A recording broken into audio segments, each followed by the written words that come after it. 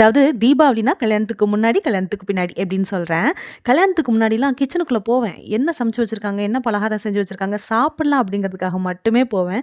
ஆனா கல்யாணத்துக்கு அப்புறம் அப்படியே டோட்டலா சேஞ்ச் ஓவருங்க. ஏன்னா தீபாவளி நெருங்கினாலே, "என்னம்மா தீபாவளி பலகாரம் இன்னும் செய்யலையா?" அப்படின்னு கேட்க ஆரம்பிச்சுருவாங்க. நம்ம வீட்ல இருக்கவங்களே ஒரு 10 நாள்ல இருந்து கேட்க ஆரம்பிச்சுடுறாங்க. இவங்களெல்லாம் சாட்டிஸ்ஃபேக்ஷன் பண்றதுக்காகவே ஏதாவது பலகாரம் செய்ய வேண்டியதா இருக்கு. ஸோ அப்படி ஃபர்ஸ்ட் நான் ஸ்வீட்ல ஆரம்பிச்சேன். அண்ட் அதுக்கப்புறம் இந்த காரா பூந்தி ஃபர்ஸ்ட் டைம் ட்ரை பண்ணேன். நான் மோஸ்ட்டா இந்த வீடியோல காமிச்சிருக்கிறது எல்லாமே ஃபர்ஸ்ட் டைம் செஞ்ச ரெசிபீஸ் தான்.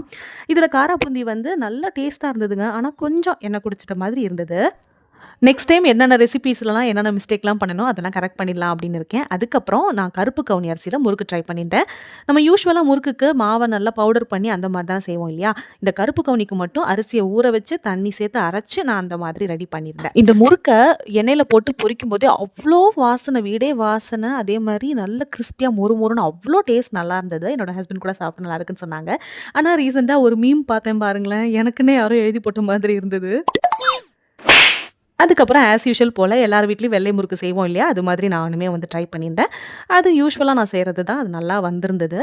அதுக்கப்புறமா போன வருஷம் நான் வந்து ஜாங்கிரி ட்ரை பண்ணேங்க. அதோட டேஸ்ட் வந்து ஓரளவுக்கு நல்லா இருந்தது. பட் இந்த தடவை கொஞ்சம் எக்ஸ்பீரியன்ஸ் ஆகிடுச்சுன்னு நினைக்கிறேன். ஏன்னா டேஸ்ட் நல்லா வந்திருந்தது. அண்ட் சுட சுட ஜீராவில் போட்டு கொஞ்ச நேரத்தில் எடுத்து சாப்பிடும்போது அவ்வளோ மொறுமுறை அவ்வளோ நல்லா இருந்தது. அதுக்கப்புறம் பார்த்தீங்கன்னா நான் ஃபஸ்ட் டைம் பாதுஷாவுமே ட்ரை பண்ணியிருந்தேன். நிறைய வீடியோ பார்த்தேன். எல்லாருமே சூப்பராக செஞ்சு காமிச்சாங்க. எல்லாருக்குமே அது ஈஸியாக வந்தது. எனக்கும் அந்த மாதிரி தான் நல்லா ஈஸியாக தான் வந்தது. நல்லா அந்த மாவெல்லாம் அழகாக பிசைஞ்சு ஆஹா இன்னைக்கு சூப்பரான பாதுஷா நம்ம ஃபஸ்ட் அட்டம்ப்ட்லேயே நல்லா பண்ண போகிறோம்னு நல்லா கான்ஃபிடென்ட்டோட பண்ணேன். ஆனால் ஏதோ ஒரு மிஸ்டேக் பண்ணிட்டேன்னு மட்டும் தெரியுது. ஒன்று நெய் அதிகமாக எடுக்கலாம், அப்படி இல்லைன்னா கொஞ்சம் நான் அதை ரொம்ப அழுத்தம் கொடுத்து பிசைஞ்சிட்டேனா என்னன்னு தெரியல.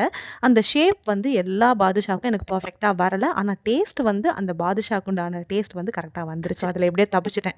என்னதான் வருஷம் மேண்டேட்ரியாக தீபாவளிக்கு அந்த குலாப் ஜாமுன் செஞ்சாலும் இன்னுமே அதை வந்து ஒரு கிராக்ஸ் இல்லாமல் அந்த பர்ஃபெக்டாக வந்து குலாப் ஜாமுன் பண்ணலை அப்படின்னு தான் சொல்லணும். தீபாவளி அன்னைக்கு ஆஸ் யூஷுவல் போல் மெதுவடை போடுற வேலையை என் ஹஸ்பண்ட் தலையிலே கட்டியாச்சு. ஏன்னா அவர் பர்ஃபெக்டாக அந்த மாவு அரைக்கிறதாகட்டும் அந்த ஷேப்பில் அழகாக முறுமுறுன்னு பொரிச்சு எடுத்து கொடுப்பாரு. ஸோ அதனால் அது அவர் தலையில் கட்டியாச்சு. அதுக்கப்புறம் தீபாவளி அன்னைக்கு நமக்கு மட்டும்தான் தீபாவளியாக நம்ம வளர்க்குற செல்ல பிராணிகள் எல்லாத்துக்குமே தீபாவளி தான் இல்லையா? ஸோ அதனால் எங்கள் காட்டுக்கு போய் எங்கள் ஆடு மாடு எல்லாருக்கூடையும் டைம் ஸ்பெண்ட் பண்ணிவிட்டு அவங்களுக்கு சாப்பாடெல்லாம் கொடுத்துட்டு அப்படியே ஈவினிங் போல் வாங்கிட்டு வந்த கிராக்கர்ஸ் எல்லாம் வச்சு சூப்பராக ஜாலியாக என்ஜாய் பண்ணி தீபாவளி செலிப்ரேட் பண்ணேன். நீங்கள் தீபாவளி எப்படி செலிப்ரேட் பண்ணீங்க அப்படின்றத மறக்காமல் கமெண்ட்டில் சொல்லுங்கள். நீங்கள் தீபாவளி அப்படின்னா உங்கள் வீட்டில் யார் ஃபஸ்ட்டு என்னம்மா இன்னும் பலகாரம் செய்யலையா அப்படின்னு கேட்பாங்கன்றதையும் கமெண்ட்டில் சொல்லுங்கள். அண்ட் இது வரைக்கும் என்னோட சேனலை நீங்கள் சப்ஸ்கிரைப் பண்ணாமல் பார்த்துட்ருக்கீங்க அப்படின்னா மறக்காமல் சப்ஸ்கிரைப் பண்ணிக்கோங்க. இது மாதிரி இன்னொரு சூப்பரான வீடியோவில் பார்க்கலாம். தேங்க்யூ.